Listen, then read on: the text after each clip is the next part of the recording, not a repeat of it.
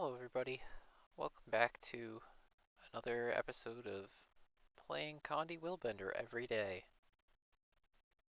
And we're doing another raid post commentary here. This time, I have the entirety of Wing 4 for you. I did remember to record it all. As you can see, they dropped the Ascended food after I had already eaten. So I was like, well, might as well take it. Um, this is a pug group. Um, I believe I have actually successfully omitted our voice comms this time. And you're gonna see me move oddly a couple times in here because we had a party member who was trying to get Jade Heart. And so there were a couple times where the tag was making calls like, quick, everybody go to this specific green to make sure they get it. So once in a while in this fight, I'm like looking around trying to find where the person with the heart is, or like see there, I was like, oh, I'm gonna help with this big green, and everybody went to the small one instead. Bit awkward fight. Thankfully, getting ported barely matters for me, as you can see. It's really trivial to get back to the boss, which is one very nice thing about this build. I do feel a little useless while he's teleporting around. Um, Even though I have mobility and range, if he's constantly moving, there's not a ton I can do to him because like if I dropped Scepter 2 and he just immediately moves out of it, like I've just wasted the skill. He has to sit in it for a while for that to be worth anything. And he has to sit in it while I have F1 active, and I can't hit him with F1 while he's moving either. So if there's one area where I could improve on this boss, I think it would be better fight knowledge so that I could plan around the the periods of movement better because this feels like a solvable problem. I could if I knew the way the boss moved better, I think I would be fine. I wouldn't be losing so much DPS sitting in the middle like this.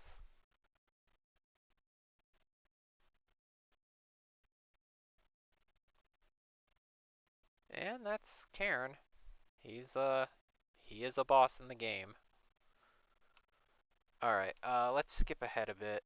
Um, This was a relatively low experience group, so we actually had a couple wipes to Mursaat Overseer, mostly because we had people first timing some of the runes, and uh, like our Dispel user wasn't familiar with it and was having trouble dispelling while we had a bunch of Jade soldiers on the group killing everybody, and you know, that kind of thing. It's the sort of thing you have to expect with a low experience practice group. It happens. So this was actually the fight we wiped on the most in here. I think we wiped twice. And then we had, I think technically we had wipes on both Samarog and Deimos as well, but they were both like, oh, somebody died within the first 5 seconds of the fight. Let's just GG.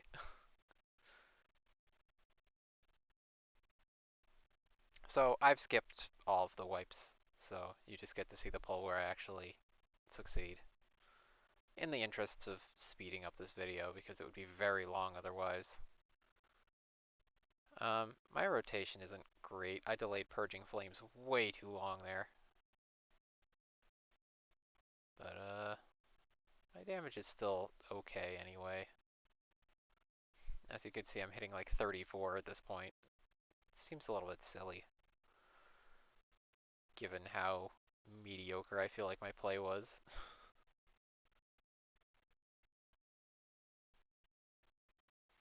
When I first started raiding, I knew this boss had a reputation as quote-unquote a golem.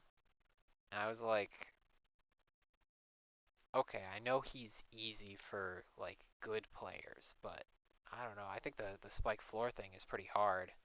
Like, oh, I gotta stay on my feet, and then it's like you do this fight with a group of even like slightly experienced players like this, and you just kill him so fast. You don't even have to move for the first 60 seconds, and then the fight doesn't go that long past that point. As you can see, my game kind of hitched here. I honestly thought I crashed for a moment, but it just froze trying to load the cinematic. I don't know what was up with that. Then let me cut out some more faffing about. Okay, I think this is about where we start Samarog. So this fight, unsurprisingly, takes longer than the last two did combined. Um, he's a BV boy. Uh, we did still have somebody going for heart, so we were talking about like what we were gonna do with Rig'em. Like, oh yeah, we gotta delay the push so they can. As you can see, I'm running Roiling Light for the extra break bar damage. Uh, Not to get too far off on a tangent, but what I didn't think about was the fact that it's also a stun break. And it being a stun break is actually very helpful in this fight. There are a lot of things to get stunned by, including when Galdem does his little daze attack, or at one point I think I break out of a shockwave knockback with it. Very helpful skill. I really like Roiling Light. I like the Willbender utilities in general. It took me a while to sort of give them a try, but they're they got a lot going on and they feel very PvP brained, but some of them are actually quite cool. So yeah, here we're getting we're getting ready for the split phase, and we're talking about like, okay, so you got to stand next to Rig'em and let him explode on you, and then there's confusion. Uh, I don't know who had Rig'em fixate, but he was just kind of going all over the damn place. Galdem now also going all over the place. I don't know what's going on. Somebody's kiting him around for some reason. Why are we over here? What's happening? So I think at this point, Rig'em has exploded, and the Envoy 2 player has gotten their heart completed. So now we're like, okay, great, now just push him. Uh, we've got rifle mechs who apparently are the only ones doing the pushing. Um, and they have to just send him so far because he was like in the back of the room. Oh my god, what a mess. I was like, just get him under Samarog and then I'll immob him. And then we had a lot of trouble getting him under Samarog.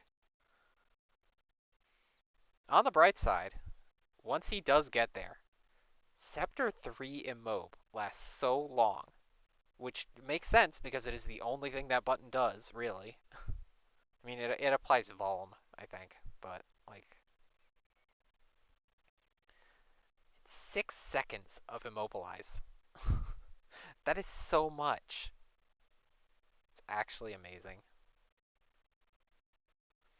I think one of the cooler things about raids that you don't get out of strike missions is the use for very specific mechanics like that. Like, oh, you really want knockback and immobilize for Rig'em. Nothing else, those two specific things. Oh, you really want to have um like blocks for dealing with Deimos Mind Crush.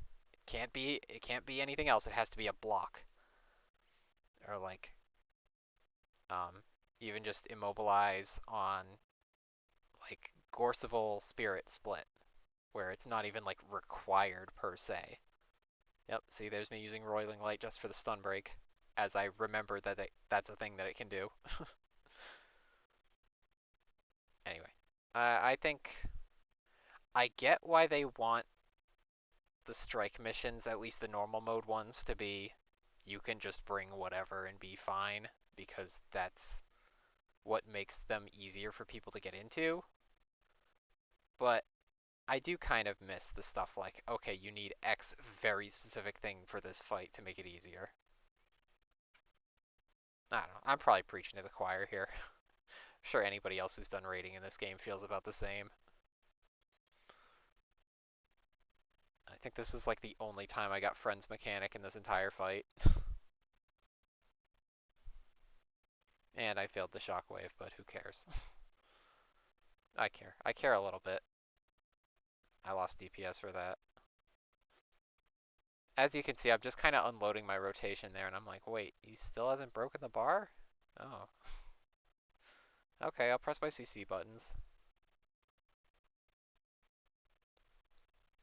I do love how short the cooldown on Heaven's Palm is. I can just use it on like every single one of these bars. People complain about Guardian builds not having a DPS increase elite skill besides like Power Dragon Hunter. It's an advantage, man. It is so nice to be able to just slot utility in at like zero cost. It's awesome. I love to palm.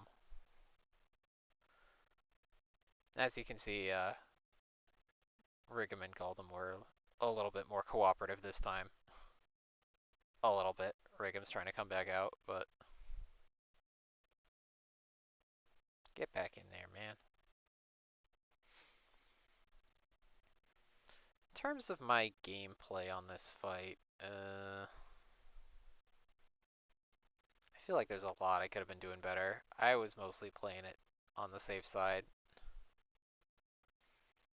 I got a little rattled by the amount of shockwaves I was catching, so I was like, I don't want to push my luck. I'm not going to greed too hard. I saw Samarog coming and was like, oh, I'll throw out Sword 3 before he gets here. I probably shouldn't have done that. I underestimated how fast he moves once he starts going. I should have just waited like an extra 0.2 seconds and then F1'd him first. That probably would have been much more damage even though I'm spending slightly less time hitting the boss. Or I have slightly more time not hitting the boss, which is mostly the same thing, but you get what I mean. Somebody's downed in a spear. I've decided it's not my problem. I'm too busy pumping.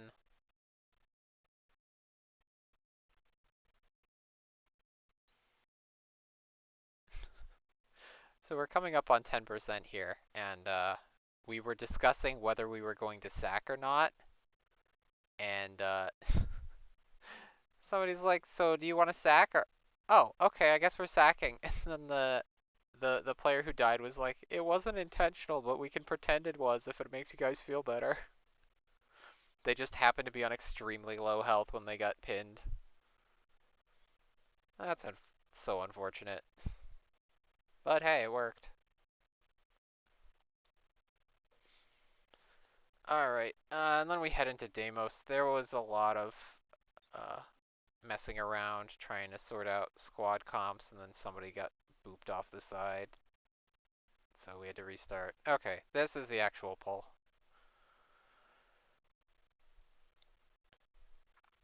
I don't think in the first pull, I don't think they even actually got hit by the slam attack and knocked off. I think they said they dodged off the edge by mistake, which is honestly kind of a mood. I think I've done that.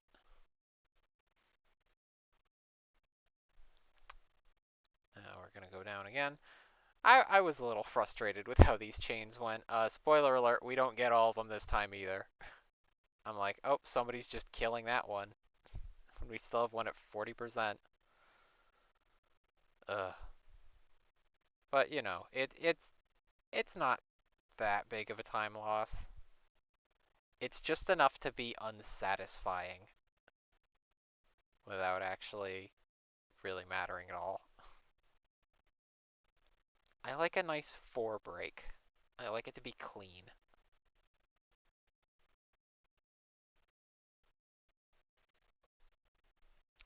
So in this fight, I tried to think about how things went for me last time, and wanted to make better use of the tools available to me as a willbender. You know, mostly the F2 and the F3. Um, but I also didn't want to get flung off the edge again. So there are a couple points where I'm playing a little bit carefully. Not the whole fight. There are a couple times where I make some very ballsy plays that I'm not going to pretend were a good idea, and I'm probably very lucky I got away with. Um, Mostly in regards to using movement skills near oil. Um, but I am doing things like prioritizing Saul over Deimos.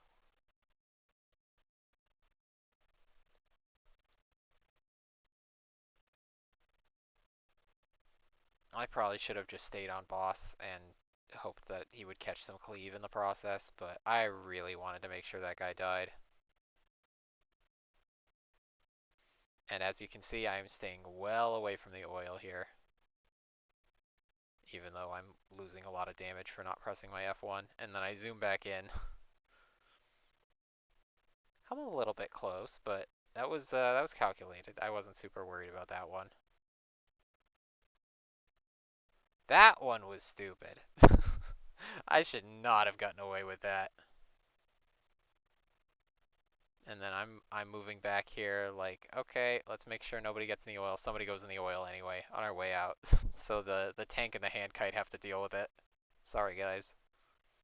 I did my best. I didn't want to move so much that people are getting like hit by AoEs and flung off and stuff trying to get to me, or walking through the oil, but I guess I stood close enough that people didn't pay attention to the oil.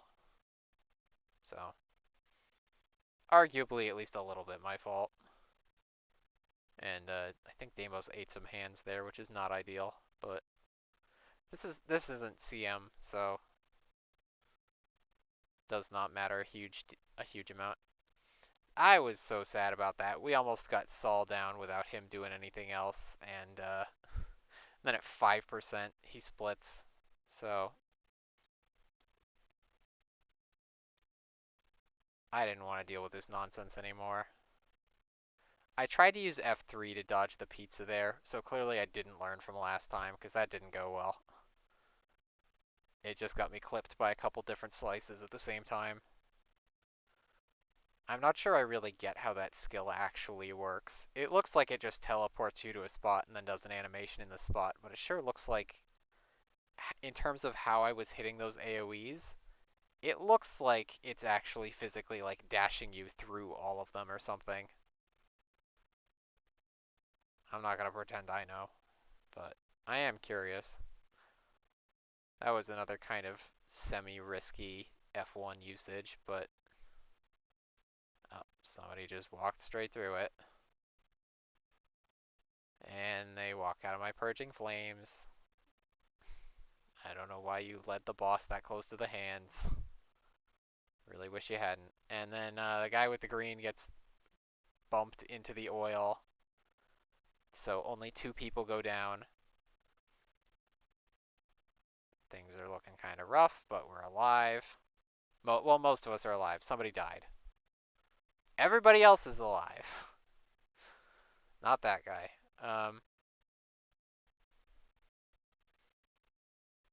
So I'm like, yeah, let's just, you guys just try and stay alive downstairs. We'll just push the boss. We'll do a pseudo sack strat. And, seems like it works out mostly. Oh, I didn't even talk about it. I stayed on Broiling Light for this fight. I thought about switching off of it, and then I thought about Saul's break bar. I was like, yeah, I'll just play it safe. I don't know if I trust these guys to be super on point with breaking Saul's bar. So I sacked some DPS by dropping Signet there, but okay. And now we're in the final phase, and there was a bit of back and forth about whether we should be focusing Saul or Deimos. So I started on Saul, as you can see, and then realized a lot of people were going over and ignoring Saul and just fighting the boss, which seemed very risky to me, um, given the amount of oil we already had in this party and the fact that if nobody breaks Saul's bar, he's going to randomly teleport people. And then the commander had called like just kill Deimos, and then saw it wasn't going very well, so they were like actually just kill Saul. So I was like, okay, back to Saul. We burn him down. He dies fairly quickly once everybody's actually on him, as you can see. Just took a bit because he was already over 50% when we started. And then I really want to go in. And then as soon as I get a chance to, he just immediately knocks me down. But you know, it works out. So that's that. I think most, if not all, of my numbers were higher than last time. You guys didn't see the Cairn and Deimos fights last time. My Cairn might have been a little worse, but it would have been close if so. Um, Final thoughts. Pretty good. Pretty good set of fights. Um, I feel like I did okay, but there was clearly room for improvement. Um, my boon uptime was great. Our boon supports did a really good job. I was very happy to be in the uh, Druid and Herald sub. Earlier it was I think it was a heal mech and a Herald for the first few fights. They all did a great job. I am happy with any log where I can look at my buffs and see a bunch of 99s. 25 stacks of might, 99% uptime on everything. Yeah, I'll take that. Thank you. Thank you very much. I want to wrap it up here. Thanks for watching, guys. Look forward to a special final episode tomorrow. Bye-bye.